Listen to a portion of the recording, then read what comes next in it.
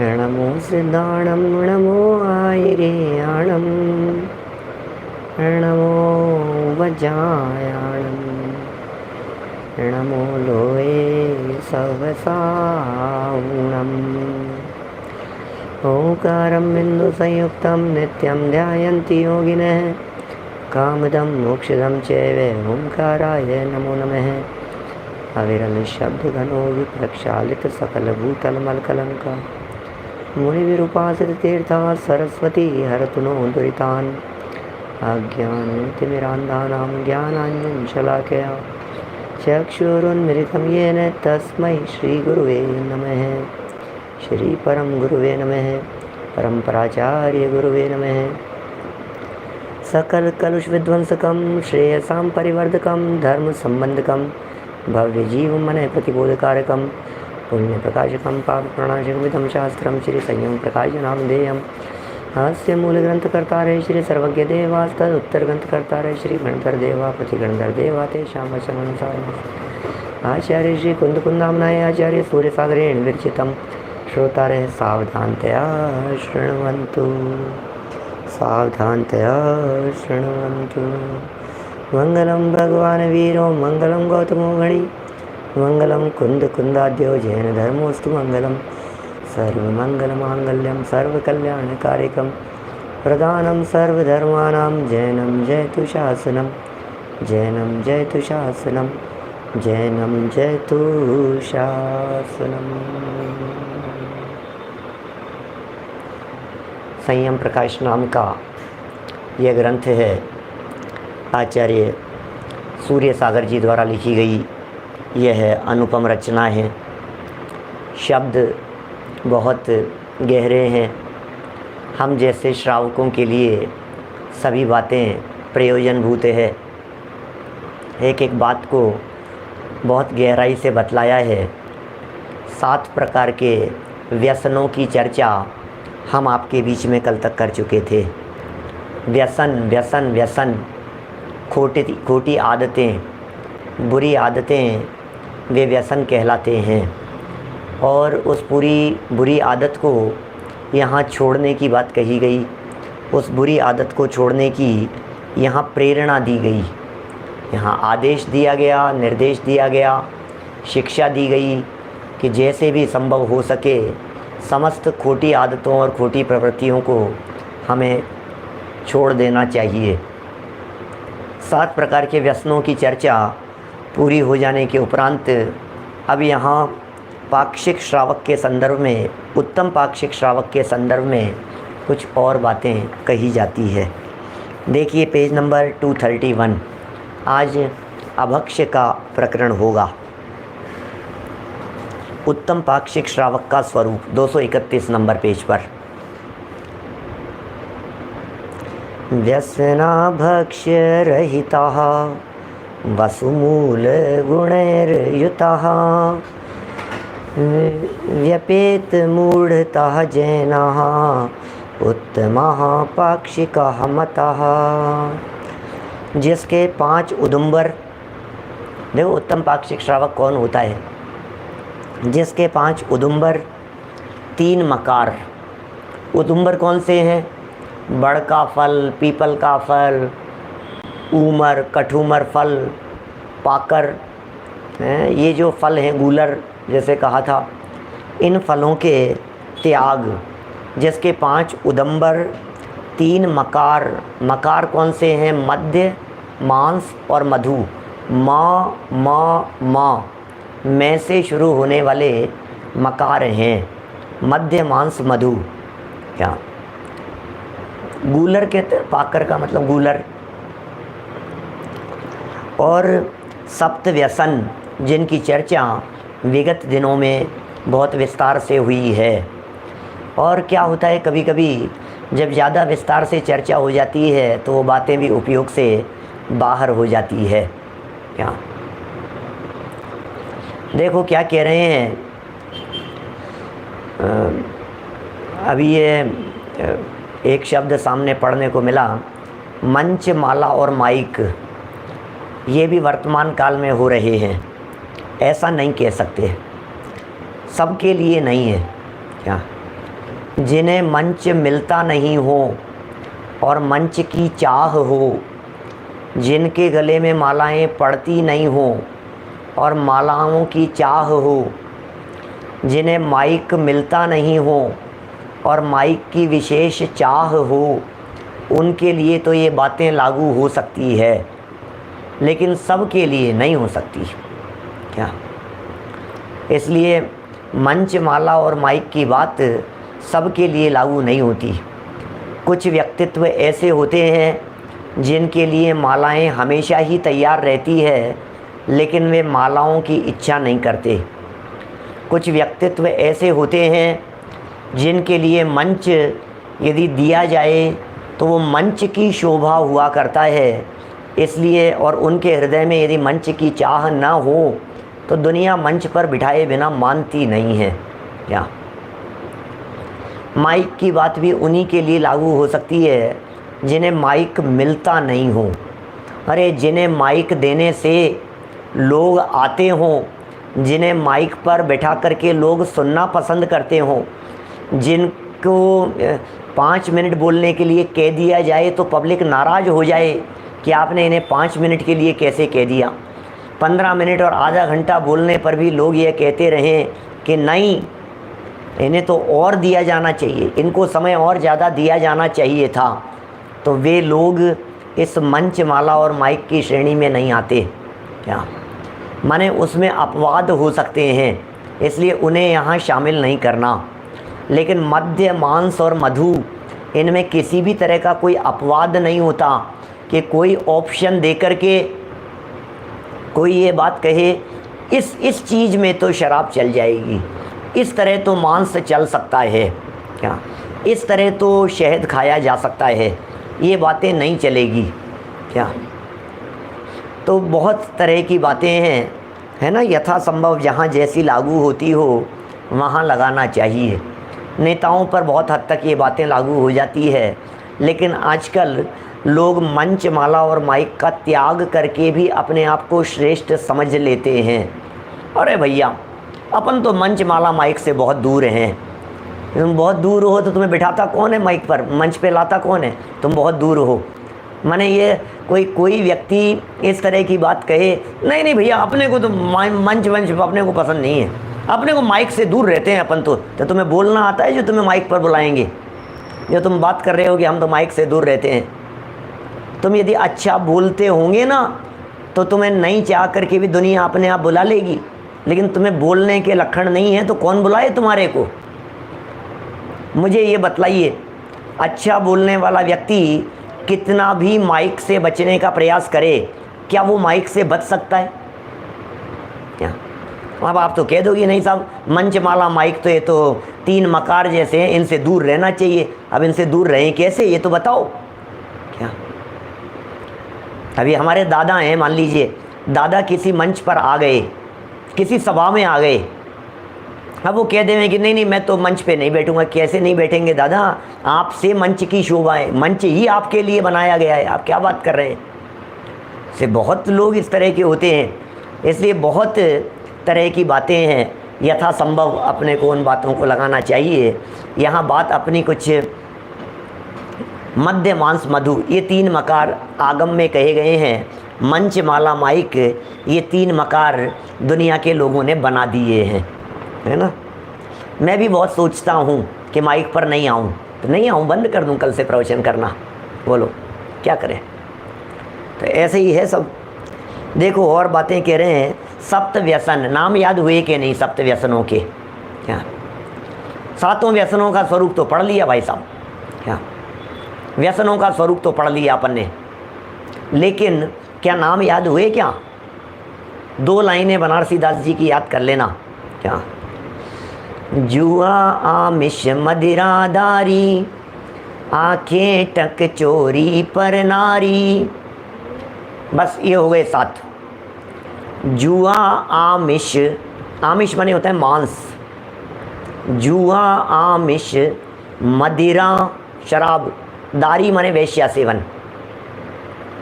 जुआ, आमिष, मदिरा, दारी, आंखें टक चोरी पर नारी। सात हो गए। यही सात व्यसन दुखदाई, दुरित मूल दुर्गति के भाई। क्या क्या कह रहे हैं? ये सात व्यसन है। नाम बराबर, अरे नाम याद नहीं होंगे तो पालन कैसे होगा? चोरी करना व्यसन में है या नहीं है? कि हाँ बिल्कुल, चोरी करना बिल्कुल व्यसन में है। क्या चोरी करना, क्या क्या हो गया इसमें? आखेट, आखेट माने होता है शिकार, पर नारी माने पर स्त्री गमन। इन सातों व्यसनों की चर्चा कर चुके हैं। कोई लोग ये भी कह सकते हैं कि इसमें वैश्या सेवन और पर स्त्री सेवन, ये दो प्रकार की बात आई है यहाँ। वैश्या सेवन और पर स्त्री सेवन, ये दो बातें कही है। तो बोले ये दोनों अलग अलग हैं क्या? कि हाँ दोनों अलग अलग ही हैं। दोनों में अंतर, कि दोनों में बहुत अंतर है। वैश्या सेवन अलग तरह का व्यसन है और पर स्त्री सेवन अलग प्रकार का व्यसन है। वैश्या सेवन की तुलना में पर स्त्री सेवन वाले को ज़्यादा बड़ा पापी कह कर के पुकारते हैं, क्योंकि वैश्या सेवन वाले के तो नक्की है यहाँ जाएगा, इस जगह पर जाएगा। लेकिन जो पर स्त्री सेवन वाला है, क्या वे पर स्त्री सेवन वाला, उसकी निगाह से किसी का भी शील सुरक्षित नहीं है। इसलिए बहुत सावधानी पूर्वक इन समस्त प्रकार के व्यसनों का त्याग कर देना चाहिए। और आगे कह रहे हैं, तथा कुदेव, कुगुरु और कुशास्त्र को मानने व पूजने का त्याग हो, और जिन वचन रूपी अमृत को पीने वाला, जिन वचन रूपी अमृत को पीने वाला, इन सब का तो त्याग कर दिया पिछली बातों का तो, और जिन वचन रूपी अमृत को पी लिया, पीने वाला, एवं धर्म का परिशीलन करने वाला हो, वह उत्तम पाक्षिक श्रावक होता है। व्यसनों का वर्णन कर चुके हैं, अब अभक्ष्य का वर्णन करते हैं। अरे वो श्रावकी क्या, जैसे भक्ष्य अभक्ष्य की पहचान नहीं हो, वो श्रावकी क्या जो भक्ष्य अभक्ष्य को पहचानता नहीं हो। श्रावकों को तो भक्ष्य और अभक्ष्य की बराबर पहचान होनी ही चाहिए। माने श्रावकों के लिए तो भक्ष्य अभक्ष्य का ज्ञान अत्यंत आवश्यक है। चलिए अभक्ष्य वर्णन बात पढ़ते हैं नीचे। जैनों के दिगंबर और श्वेतांबर ये बड़े बेटे हैं, ऐसा कह सकते हैं। ये बड़े बंटवारे हैं जैन संप्रदाय के, दिगंबर और श्वेतांबर। जैनों के दिगंबर और श्वेतांबर, इन दोनों संप्रदायों में ही अभक्ष्य माने गए हैं। दिगंबर संप्रदाय में भी अभक्ष्यों की चर्चा की है और श्वेतांबर संप्रदाय में भी अभक्ष्य पदार्थों की बातें कही गई है, किंतु शैली पृथक पृथक है। उन दोनों का यहाँ दिग्दर्शन कराते हैं। क्या फ़र्क पड़ता है शैली से? नहीं खाने योग्य पदार्थों का वर्णन चल रहा है। किन वस्तुओं का सेवन आगम ग्रंथों में, जैन साहित्य में निषेध्य बतलाया गया है। निषेध करने योग्य कौन कौन से पदार्थ हैं? अभक्ष्य के विषय में प्रथम ही दिगंबर संप्रदाय का मंतव्य बतलाते हैं। सबसे पहले यहाँ पर दिगंबर संप्रदाय का मंतव्य बतलाया है। श्वेतांबर संप्रदाय में भी इसी प्रकार की बातें कही गई है। आगे चल कर के कुछ थोड़ा बहुत उनके संदर्भ में भी लिखा है ना। रत्नकरण श्रावकाचार्य 85 और 86 नंबर का श्लोक है ये। क्या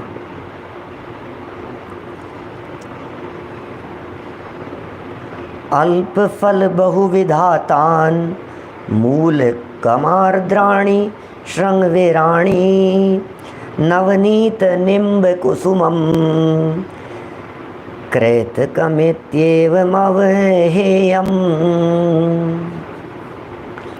यदनिष्टं तद्व्रत्येत् यच्चानुपसेव्यमेतदपि जयात् अभिसन्धिकृतां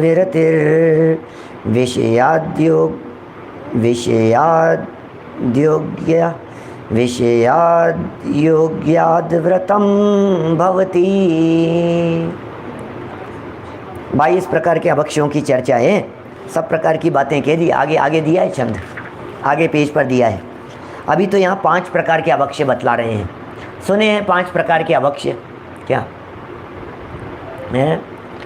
देखो कुदेव कुगुरु कुधर्म की चर्चा पीछे की जा चुकी है अपेक्षित विस्तार से, इसलिए यहाँ इन्होंने नहीं की है। यहाँ कह रहे हैं अभक्ष्य 5 प्रकार के हैं। सारे दुनिया भर के अभक्ष्य पदार्थों को 5 भागों में बांट दिया। सारे दुनिया भर के अभक्ष्य पदार्थों को, भक्ष्य माने खाने योग्य, क्या, अभक्ष्य माने नहीं खाने योग्य, भक्ष्य माने खाने योग्य, आ लगा दिया माने नहीं खाने योग्य, क्या। तो 5 तरह की बातें हैं। बालबोध पाठमाला भाग 3 में आपने इस प्रकार की बातें पढ़ी होगी। कौन कौन सी बातें हैं? अल्प फल बहुविघात, गजब शब्द है, अल्प फल बहुविघात, इसे कहते हैं बहुघात। क्या कहा? बहुविघात।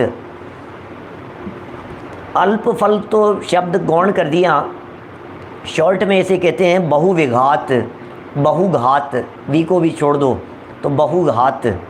माने अभिप्राय यह है कि जिन वस्तुओं का सेवन करने से, जिन पदार्थों का सेवन करने से बहुत सारे का क्या क्राइटेरिया है? बोले अनंत जीवों का घात होता हो, उसे बहुघात कहते हैं। क्या? जिन वस्तुओं का सेवन करने से अनंत जीवों का घात होता हो, उसे बहुघात कहते हैं। देखिए कौन कौन से होते हैं ऐसे बहुघात। क्या? ये कह रहे हैं जिसके सेवन से, क्या, जिसके सेवन से फल तो अल्प हो और जीवों का घात अधिक हो। माने हमने पदार्थ का सेवन किया, फल अल्प हो कह करके क्या कहना चाहते हैं? फल अल्प हो कह करके ये कहना चाहते हैं कि आप सोच रहे थे गुण होगा, लाभ होगा, हेल्दी होगा, खाने के लिए अच्छा होगा। फॉर एग्जाम्पल गाजर वगैरह ऐसी चीज़ें हैं, आँखों की रोशनी बढ़ती है गाजर का रस पीने से, जगत में ऐसा कहा जाता है। अच्छा, गाजर का सेवन करने से आँखों की रोशनी बढ़ती है, ओ तो फिर गाजर लेवें क्या करें, आँखें कमज़ोर हैं, हमें तो गाजर लेना चाहिए। तो पता है क्या कह रहे हैं? अरे फल तो अल्प है और दोष बहुत भारी है। क्या सोच रहे हो आप? सोचने जैसा ही नहीं है। क्या? इसमें निर्माल्य की चर्चा कहीं भी नहीं आई है ना। आप बिल्कुल विषय से विषयांतर नहीं होवे। हमारे कुछ साधर्मी ऐसे हैं जो कुछ न कुछ बात अपनी तरफ से कुछ न कुछ कहते हैं और उसकी वजह से सभा थोड़ी सी डिस्ट्रैक्ट हो जाती है। यहाँ कोई प्रकरण जो अपना चल रहा है, उस प्रकरण के संदर्भ में 99% तो बात ऐसी है कि आपको कोई बात पूछने योग्य बचेगी नहीं। सिर्फ धैर्यपूर्वक आप सुनते ही रहें, है ना। और फिर भी यदि कुछ बच जाए तो आप ज़रूर सामने प्रश्न रखें, है ना। मैं बात बराबर कहूँगा, है ना। इतना अंतर है, अणु बराबर और सुमेरु पर्वत बराबर, संजय जी साहब, इतना अंतर है। फल तो अल्प हो और जीवों का घात अधिक हो, अर्थात जो फलादि एवं पुष्पादि बहुत जीवों के योनिभूत स्थान हो। योनिभूत स्थान किसे कहते हैं? उत्पत्ति स्थान को कहते हैं योनि। योनि शब्द का अर्थ है उत्पत्ति स्थान, जहाँ जीवों की उत्पत्ति होती हो। हमारे यहाँ 84 लाख योनियाँ कही है।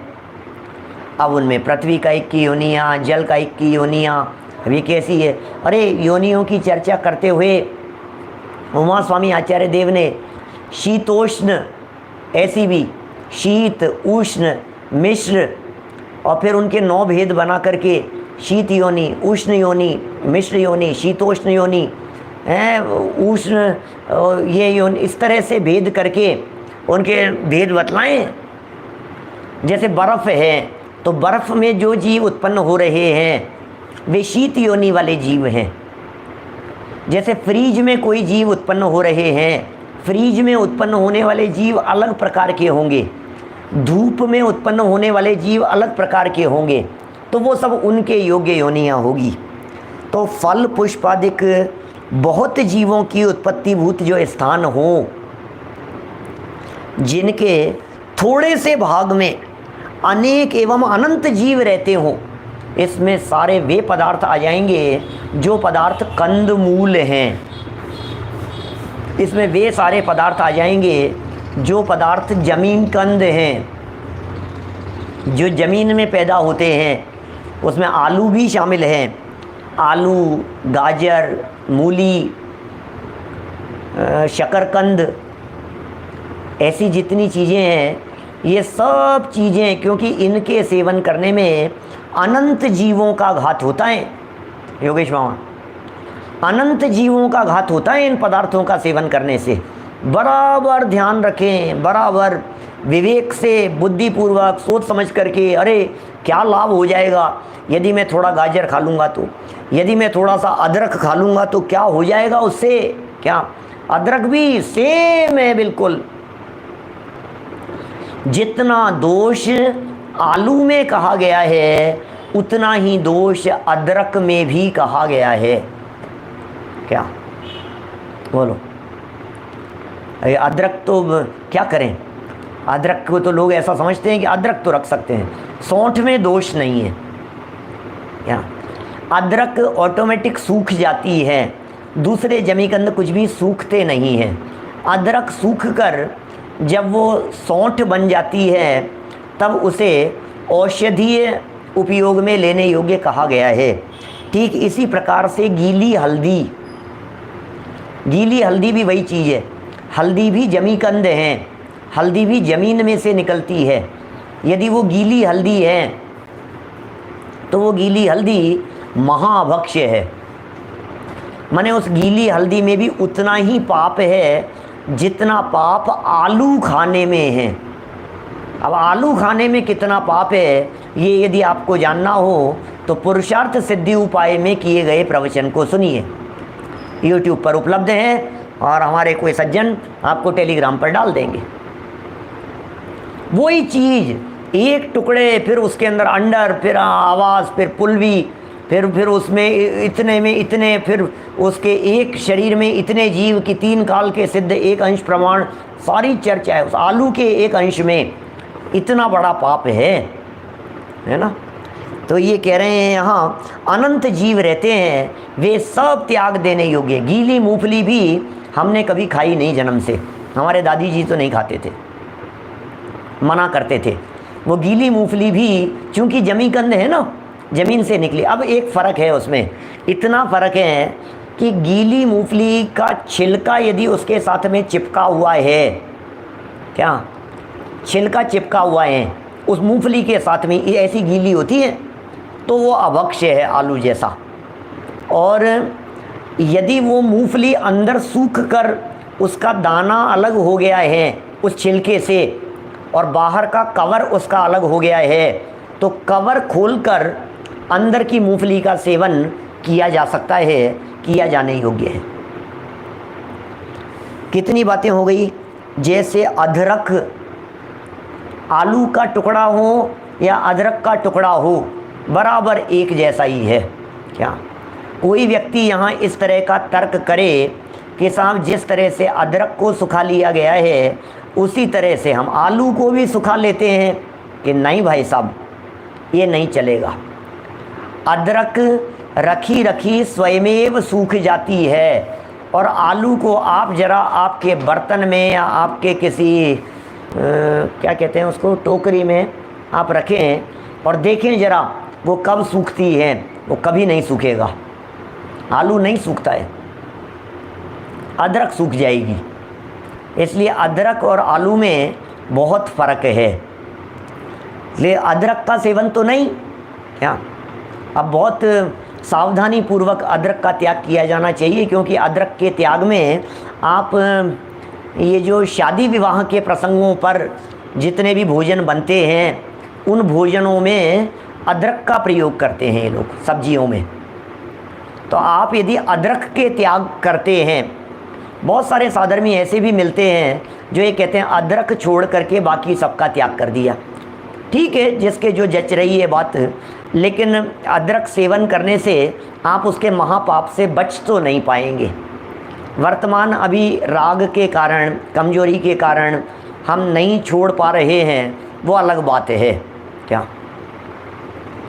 तो इसलिए आपको सब बराबर शादी विवाह के प्रसंगों पर, भोजन में, या फिर सामूहिक भोज जहाँ हो रहे हैं, किसी की बर्थडे का आयोजन है, किसी के एनिवर्सरी का आयोजन है, आपको बराबर इन बातों को ध्यान में रखना पड़ेगा, है ना। अभी मैंने बतलाया ही था उमाकांत जी साहब कि अदरक का जो प्रयोग है, अदरक भी और हल्दी भी, इन दोनों के बहुत सारे औषधीय प्रयोग हैं, लेकिन आलू तो सिर्फ स्वाद के लिए खाया जाता है, इसलिए त्याग देने योग्य है। चलिए, नींब के फूल प्रयोग आते होंगे कहीं, केतकी तथा अर्जुन वृक्ष के फूल आदि, ये सब अल्प फल बहुविघात के कारण हैं। सर्व प्रकार के जमीकंद आ गए हैं इसमें। अतः जिन मार्गाश्रयी को ये सर्वथा त्याज्य हैं, जिन मार्ग पर चलने वाले, मोक्ष मार्ग पर चलने की भावना रखने वाले, बराबर इन सब का त्याग कर देना चाहिए। बहुत अच्छा सुझाव है जितेंद्र जी साहब।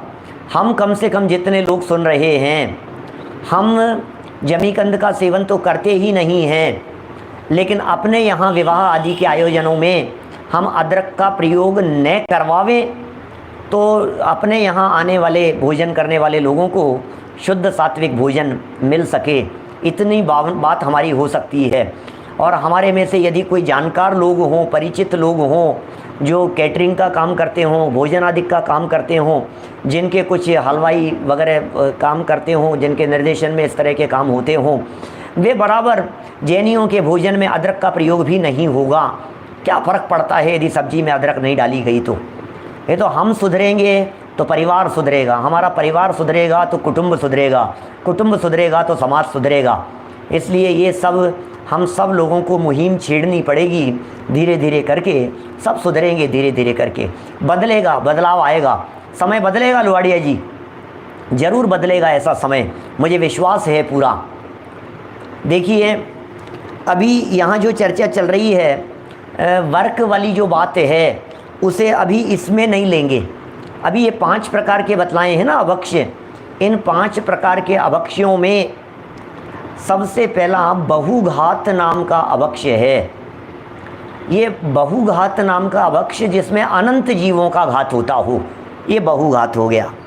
सेकंड नंबर पर, यद्यपि अनेक स्थानों पर जहाँ दूसरी जगह पढ़ते हैं, वहाँ सेकंड नंबर पर त्रस घात दिया रहता है। कोई फ़र्क नहीं पड़ता है, आगे पीछे हैं तो पांचों ही बराबर, सब छोड़ने योग्य है।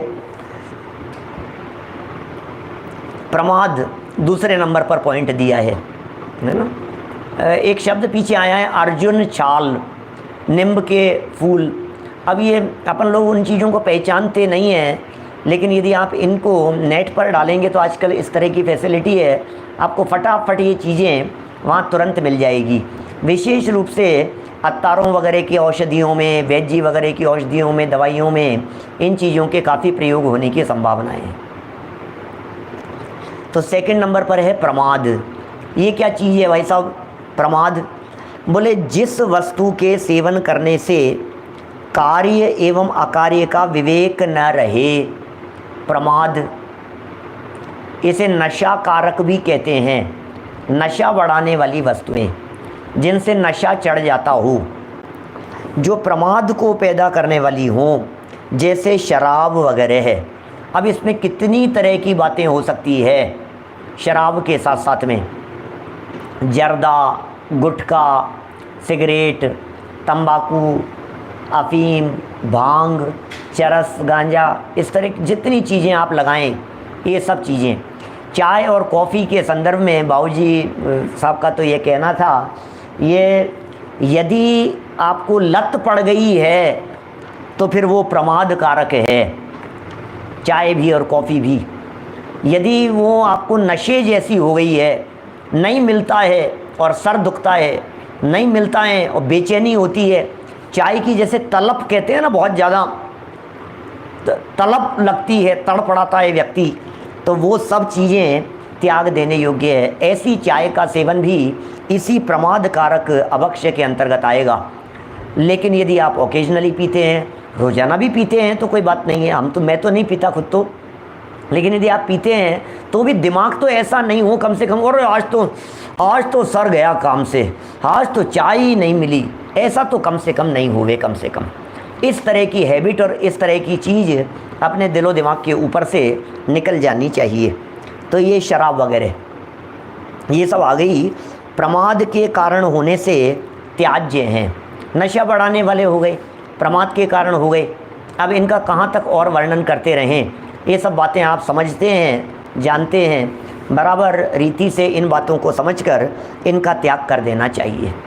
चलिए नेक्स्ट स्टेप, तीसरे नंबर पर लिखा है त्रसघात। अब इसमें आएगा वो जो आप कुछ वर्क की चर्चा सोचते हैं, वर्क की मिठाइयाँ, अरे अच्छे अच्छे वर्क वालों से खूब जानकारी। कई लोग कभी कभी इस तरह की बातें कह देते हैं, पंडित जी आजकल तो मशीनों से बनने लग गए। हम आपको दिखाते हैं वर्क बनाने की मशीनें भी आ गई। परम सत्य बात है, वर्क बनाने की मशीन आ गई है, लेकिन उसके बावजूद भी वे मशीनें सक्सेसफुल नहीं हैं। उन मशीनों के ऊपर वर्क नहीं बनता है, बनता तो होगा नहीं, वो बारीक वर्क बन ही नहीं पाता है जो चमड़े के अंदर कूट कूट करके बनाया जाता है। गाय की आंतों पर कूट करके बनाया जाता है वर्क। हमारे यहाँ जयपुर में बहुत लोग हैं इस तरह के जो वर्क का काम करते हैं, वर्क बनाते हैं। उनसे व्यक्तिगत चर्चाएं करो, मशीनों में बनने वाला इतना महंगा पड़ता है कि आप कल्पना भी नहीं कर सकते हैं। वो लगाएंगे क्या, वो लग ही नहीं सकता है कहीं भी। तो कहते हैं भाई साहब कहाँ बात कर रहे हो आप मशीनों के वर्क की। उसमें क्या होता है, हमने देखी है वर्क वगैरह बनाने वालों को, उसमें ऐसी किताब जैसी होती है उनकी, क्या मशीनों पर भी चमड़े के ऊपरी कुटाई होती है, होता होगा ऐसा, मशीनों में भी चमड़े के ऊपर ही कुटाई होती होगी। आपके मेनका गांधी जी ने तो बहुत विरोध किया वर्क को नॉनवेज कह करके उन्होंने बहुत विरोध किया है। त्रस जीवों का घात है उसमें।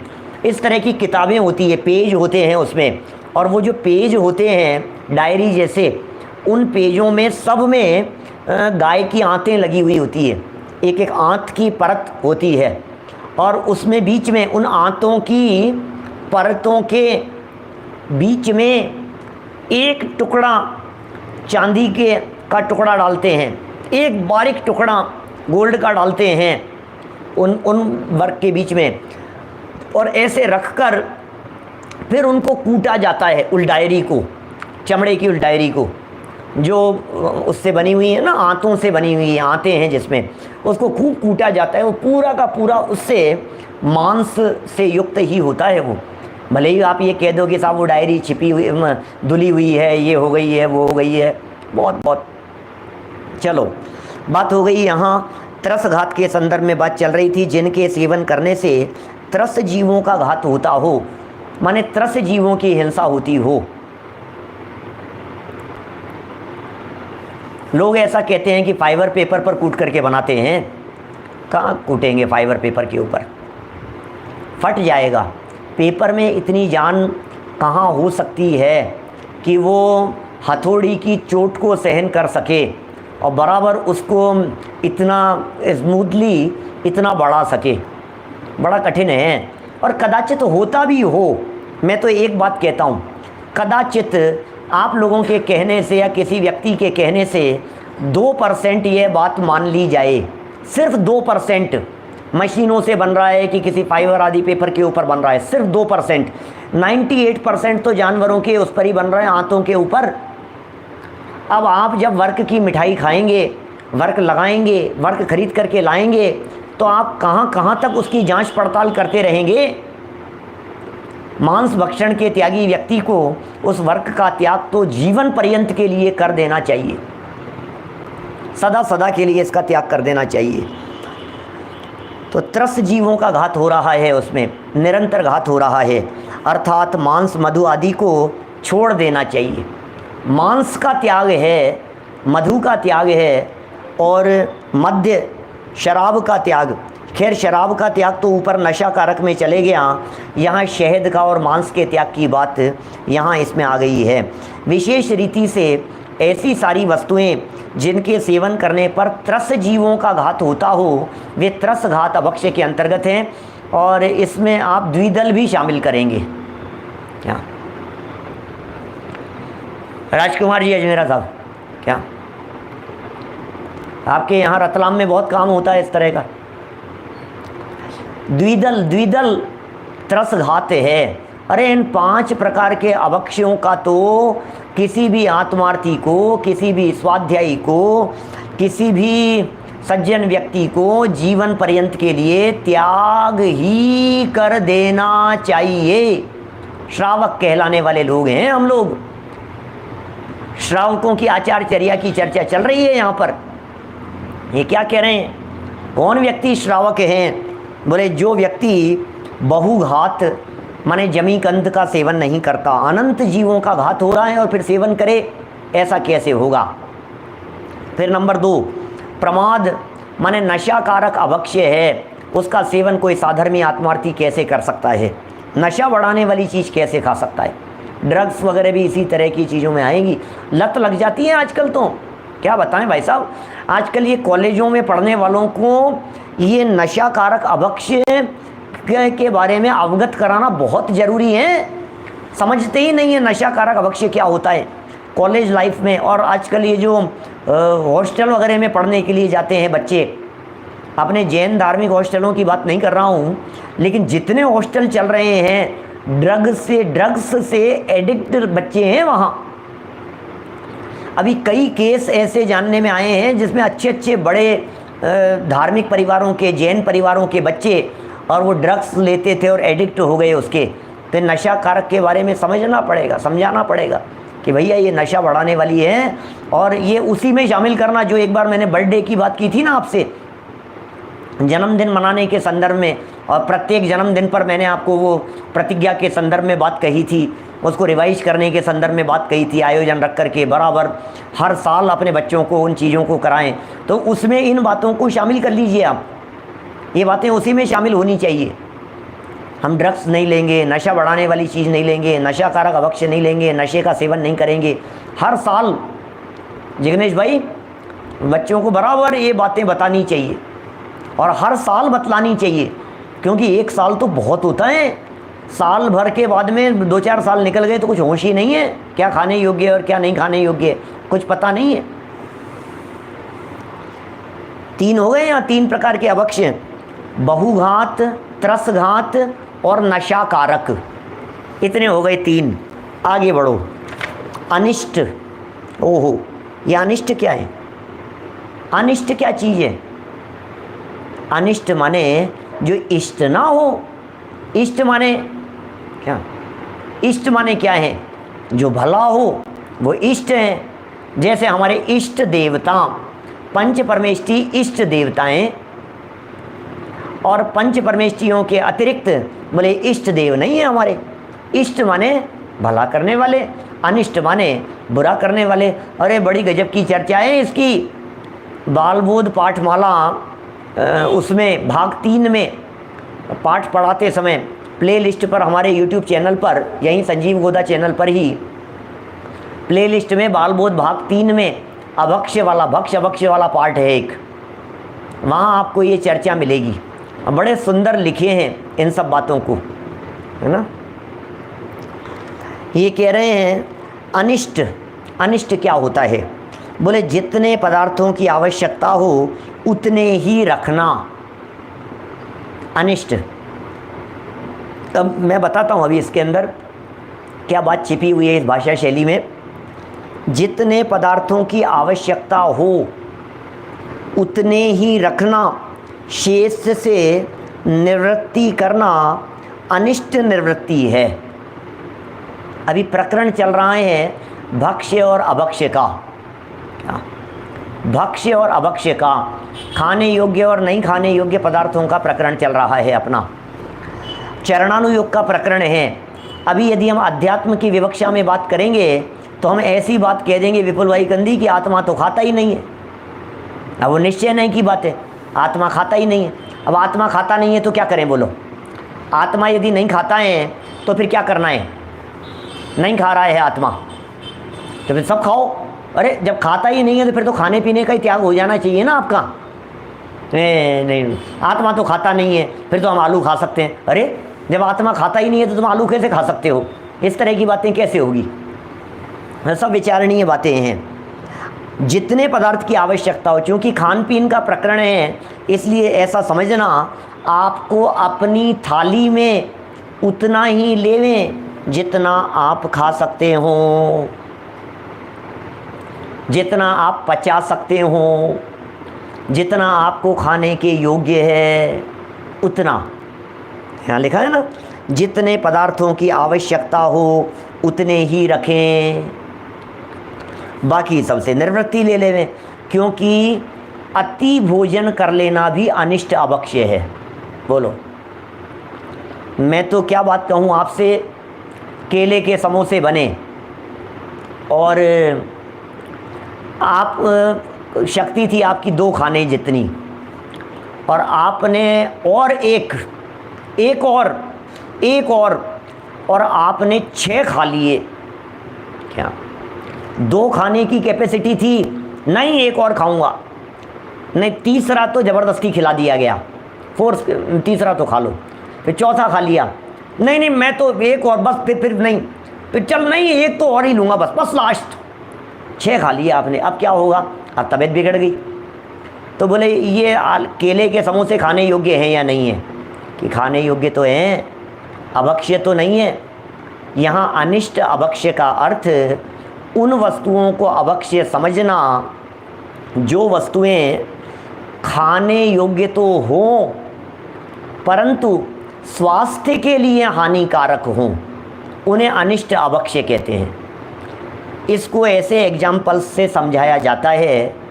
एक तो लिमिट वाली बात मैंने कही आपको, दूसरा इस तरह से समझना जैसे डायबिटीज़ के मरीज होने के बावजूद भी मिठाई खाना, मीठी चीज़ें खाना, ये अभक्ष्य है आपके लिए।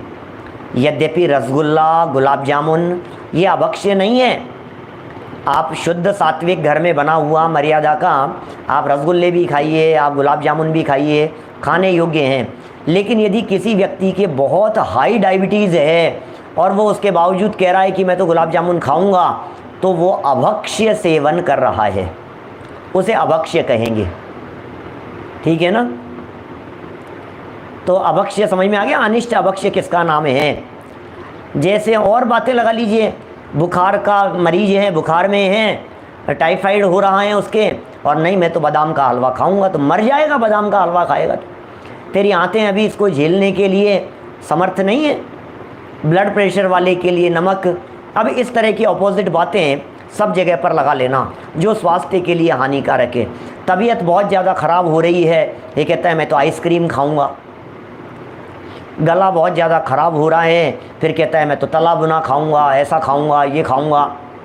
मतलब जो चीज़ें नुकसान करने वाली हो वे सारी बातों का सेवन करना यह अनिष्ट है। क्या? यह अनिष्ट अभक्ष्य है। मैं समझता हूँ बात हो गई होगी। ये आगे लिखा है इसमें, जैसे जितनी सब्जी अपने को इष्ट है, जितनी सब्जी अपन खा सकते हैं, इष्ट है, आसानी से चल जाएगी, एवं सवारी वाहन आदि जितने की अपने को आवश्यकता है उतने ही रखना, शेष का परित्याग कर देना चाहिए। ये इन्होंने सवारी वाहन की बात यहाँ जोड़ दी है। अभक्ष्य के प्रकरण में सवारी वाहन की कुछ यहाँ उपयोगिता नहीं है, फिर भी परिमाण करने की दृष्टि से यहाँ उन्होंने इस प्रकार की बात कह दी है। अपन तो अपने खाने पीने की बातों के बारे में सोचें। क्या सवारी वाहन वगैरह को छोड़ दो, जो भी जैसी हो बात, लेकिन सब्जी है, रोटी है, लड्डू है, मनपसंद भोजन है। अरे ज़्यादा खा लिए तो तबीयत बिगड़ गई आपकी, तो क्यों खाए थे इतने? आपने खाने से पहले विचार करना चाहिए था कि नहीं? क्या? तो यदि आप खाने से पहले ही विचार कर लेते तो फिर आप सावधान रहते, आप बीमारियों से बच जाते, तकलीफ़ से बच जाते, आपको किसी तरह की तकलीफ़ नहीं होती। तो और क्यों खाया है, इसको अभक्ष्य क्यों बतलाया गया? मतलब बादाम का हलवा अभक्ष्य है या नहीं है? नहीं, मतलब बादाम का हलवा तो अभक्ष्य नहीं है। लो लो, पंडित जी कह रहे हैं अभक्ष्य नहीं है, अब तो दो मेरे को। अरे पंडित जी टाइफाइड से उठा है, तबीयत ठीक नहीं है, मूंग की दाल का पानी पी रहा है, बादाम का हलवा कहाँ खाएगा, बोलो अब क्या करें। नहीं नहीं, पंडित जी ने कहा है कि ये तो खाने योग्य है। अरे भाई अभक्ष्य है क्या, ये अभक्ष्य है भाई साहब, तुम्हारे लिए अभक्ष्य है। बगल वाला तुम्हारा भाई खावे तो उसके लिए खाने योग्य है, उसके लिए खाने योग्य है, और तुम खाओ तो तुम्हारे लिए नहीं खाने योग्य है ना, ऐसा। गरिष्ठ और उनोदर शब्द इसमें कहाँ आए हैं क्या भाई, कहीं गरिष्ठ शब्द आया है क्या इसमें कहीं? गरिष्ठ माने होता है बहुत हैवी, गरिष्ठ माने जिसको पचाना आसान नहीं हो वो गरिष्ठ कहलाता है। ऐसे गरिष्ठ भोजन में दिक्कत नहीं है, लेकिन गरिष्ठ भोजन मर्यादा से ज़्यादा खा लिया जावे तो दिक्कत है। गरिष्ठ भोजन तो करते ही हैं कभी कभी, बाटी दाल बन गया, चूरमा बन गया, कुछ हैवी चीज़ बन गई, हलवा वगैरह हो गया, खीर हलवा मालपुए इस तरह की चीज़ें हो गई, मक्खन बड़े हो गए, हैवी हो गई, गरिष्ठ हो गया। गरिष्ठ भोजन अभक्ष्य नहीं है, लेकिन गरिष्ठ एक लिमिट तक ही तो खाएंगे, क्या लिमिट के बाद में वो गरिष्ठ भोजन अभक्ष्य हो जाएगा। चलिए 4 हो गए हैं, 5वां पढ़ता हूँ मैं, 5वां बिंदु, अनुपसेव्य। ये क्या चीज़ है अनुपसेव्य? जो वस्तु बिल्कुल सेवन करने योग्य ना हो, क्या जो वस्तु बिल्कुल सेवन करने योग्य ना हो उसे अनुपसेव्य कहते हैं। उसकी निवृत्ति कर देना अनुपसेव्य निवृत्ति है। ये क्या चीज़ें हैं, क्या ये क्या चीज़ है अनुपसेव्य? माने इसकी परिभाषा इस प्रकार की लिखी बालबोध पाठमाला में कि जिनका सेवन उत्तम पुरुष बुरा समझें, क्या उनका सेवन नहीं करना चाहिए। जिनका सेवन उत्तम पुरुषों के माध्यम से, सज्जन पुरुषों के माध्यम से सेवन करने योग्य ना कहा गया हो, उनको लेना, यह सब अनुपसेव्य नाम का अभक्ष्य है। जैसे कफ, मल, मूत्र, लार, इस तरह। लार तो ठीक है, वो लार तो अपने आप ही बनती है और अपने आप ही जाती है, वो तो मुंह में होती ही है। लेकिन कफ आ गया, अब वो कफ निगल देने योग्य है, लेकिन खा रहा है व्यक्ति, है निकाल देने योग्य है ना कफ, तो मैंने क्या कहा, निकाल देते हैं, निकाल देते हैं, निकाल देना चाहिए। निगल जाते हैं वो अभक्ष्य है, माने वो खाने योग्य नहीं है। मतलब जिन वस्तुओं का सेवन करने में शर्मसार हो जाए व्यक्ति, दूसरा व्यक्ति छी सूगला ये क्या कर रहा है, तो इस तरह की वस्तुओं का सेवन करना ये महाअभक्ष्य कहलाता है। गौमूत्र वगैरह भी इसी तरह की चीज़ों में आएगा, माने वो भी ऐसे ही अभक्ष्य हैं, है ना। तो ये अनुपसेव्य, जैसे वो उसमें कहा ना, कान में दर्द के लिए जो प्रवचन सार के अंदर उदाहरण दिया, बकरे का मूत्र डालने वाली जो बात कही, फिर वो गले में चला जाता है, तो ऐसा सूगला कहना उसको, लोग उसकी हंसी मजाक बनाएं और क्या नाक का मैल, कान का मैल, आँख का मैल, गंदा। तो इस तरह की जो बातें हों उनसे बच करके रहना, ये अनुपसेव्य नाम का अभक्ष्य है। बीच में एक आध शब्द वो गरिष्ठ के संदर्भ में आ गए थे, प्रमाद उत्पन्न करता है गरिष्ठ, इसलिए बचना ही चाहिए। स्वाध्याय में विघ्न उत्पन्न करता है, लेकिन फिर भी वो गरिष्ठ ऐसा अभक्ष्य नहीं। यहाँ तो राग की गृद्धताएं, इन सब 5 बातों को तो महाअभक्ष्य की श्रेणी में रखा है, गरिष्ठ भोजन को महाअभक्ष्य की श्रेणी में नहीं रखा है। भोजन गरिष्ठ है, ज़्यादा नहीं खाया आपने, मर्यादा में खाया तो प्रमाद उत्पन्न नहीं करेगा ज़्यादा, आप सावधान रहिए, इसलिए कोई बात नहीं है। तो उल्लिखित दोनों पद्य श्री समंत भद्र स्वामी के हैं, जो ऊपर लिखे गए थे।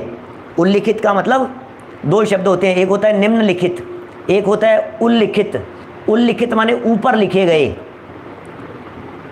निम्नलिखित माने नीचे लिखे गए। निम्न माने नीचे, उल्ल माने ऊपर, उल्लिखित ऊपर लिखे गए। ऐसे शब्दों का अर्थ बराबर ख्याल में होना चाहिए। तो उल्लिखित दोनों पद्य श्री समंत भद्र स्वामी के हैं और रत्नकरण श्रावकाचार्य में भोग परिसंख्यान प्रकरण में आए हैं। ये सभी चीज़ें अभक्ष्य बताए हैं। ये भोग परिसंख्यान प्रकरण में आए हैं ना, इसलिए समंत भद्र स्वामी ने वो सवारी वाहन वगैरह की बात कही। सवारी वाहन का मतलब वो सवारियों को इधर से उधर ले जाने के लिए जिन चीज़ों का उपयोग किया जाए, जिन वाहनों का, वे सब सवारी वाहन कहलाते हैं। उनको त्याग कर देना चाहिए। मर्यादा के संदर्भ में बात कही है, भोग परिसंख्यान प्रकरण में ये बात आई है। ये सभी चीज़ें अभक्ष्य बतलाते हैं। अभी यहाँ अभक्ष्य चीज़ें बतला रहे हैं। 22 प्रकार के अभक्ष्यों के यहाँ नाम भी बतलाए हैं। तो कल ही पढ़ेंगे अपन इस प्रकरण को, है ना। आज अपन ने 5 प्रकार के अभक्ष्य देखे हैं। अभी और भी बहुत तरह की चीज़ें हैं। मखानों के अभक्ष्य की चर्चा तो हमने कहीं सुनने में नहीं आई है कि मखाने अभक्ष्य हों, लेकिन इतना अवश्य है कि मखाने जो होते हैं ना, उन मखानों को यदि खाने योग्य हैं, लेकिन उन मखानों को साबुत नहीं खाना कभी भी। उन मखानों को यदि आप सेक रहे हैं तवे पर, तो उनके बराबर 2 पीस करके, वो ड्राई फ्रूट के अंतर्गत आता है, उनके बराबर 2 पीस कीजिए। क्या 2 पीस कीजिए, और फिर उसके बाद में उनको जो भी आपको घी में और जिस तरह से उसको मसाले में उसको फ्राई करना है, फ्राई थोड़ी ना करते हैं, जो भी करते होंगे उसको वो उसको कर लीजिए, तो वो लेने योग्य हैं। काजू भी इसी तरह का 2 हिस्से करके करना चाहिए। सब तरह की ऐसी चीज़ों के बारे में। अभी तो अभक्ष्य प्रकरण आज ख़त्म थोड़ी ना हो गया। अभक्ष्य प्रकरण तो अभी 22 अभक्ष्यों की चर्चा चलेगी भाई साहब। अभी कम से कम कल तो पूरा टाइम इन अभक्ष्यों के लिए चलने वाला है। और फिर भी यदि कुछ रह जाएगा तो फिर अपन आगे बात कर लेंगे। पत्ता गोभी तो बिल्कुल अभक्ष्य, किसी भी प्रकार की गोभी हो, सभी प्रकार की गोभी अभक्ष्य ही है, सेवन करने योग्य नहीं है। दूध दाल भी जो है, ये भी बिल्कुल द्विदल है। दूध और दाल, क्या दालों के साथ में दूध का प्रयोग भी नहीं, गोरस शब्द का प्रयोग आया है। अरे हमें जिस चीज़, मैं तो एक बात कहता हूँ, जिन लोगों को बहुत शंका हो रही हो किसी चीज़ में, तुरंत छोड़ दो उसे, जब तक आप निशंक नहीं हो जाते हो। मर थोड़ी ना रहे हैं उसको खाए बिना। क्या हमने तो जन्म से हमारे घर में कभी गोभी नहीं देखी, गोभी नहीं आई। अब लेकिन किसी को शंका हो रही है, मान लो किसी भी चीज़ के बारे में, अटूट पटट, अब कोई चीज़ है, कोई पता नहीं क्या है, बतलाओ भक्ष्य है क्या, भक्ष्य है क्या, हमें क्या पता, तो छोड़ दो ना। तुम्हें शंका है तो जिस बात में शंका हो वो बात छोड़ देने योग्य है। सीधी सी बात है भाई साहब। जहाँ जहाँ आपको शंका लगती है वो शंका वाला काम नहीं करना। कल करूँगा थोड़ी और चर्चा इस विषय के बारे में। अभी अपनी बात को यहीं विराम दे रहे हैं। भक्ष्य अभक्ष्य संबंधी प्रकरण इसलिए भी है, इनको सावधानी से पालन करने से ये जीव पात्र बनता है सम्यक दर्शन का। ये पात्र जी, पात्रता है ये अनुभव के लिए, ये है पात्रता सम्यक प्राप्ति के लिए, ये है पात्रता जिनवाणी हृदय में उतरने के लिए। इसलिए इन सब बातों का बराबर रीति से पालन करना चाहिए। छोड़ना कोई धर्म नहीं है। छोड़ करके कोई धर्मात्मा हो जावे ऐसा तो है ही नहीं कि मैंने ये छोड़ दिया, मैंने ये छोड़ दिया, मैंने ये छोड़ दिया। अरे भाई, असली चीज़ तो राग छोड़ना था, और इन सब के छोड़ देने पर अंदर में जो परिणामों में विशुद्धता हुई है, उस विशुद्धता पूर्वक तत्व की बातें अंदर में प्रवेश करती हैं। तत्व की बातें अंदर में प्रवेश करें, उसके लिए, परिणामों की विशुद्धता के लिए इन सब बातों का हम दृढ़तापूर्वक पालन करें। इसी भावना से बात को यहीं विराम देता हूँ। जनवाणी स्तुति। जावाणी के ज्ञान ते सूझे लोकालोक, सोवाणी मस्तक नमू सदा देत हूँ ढोक, सदा देत हूँ ढोक।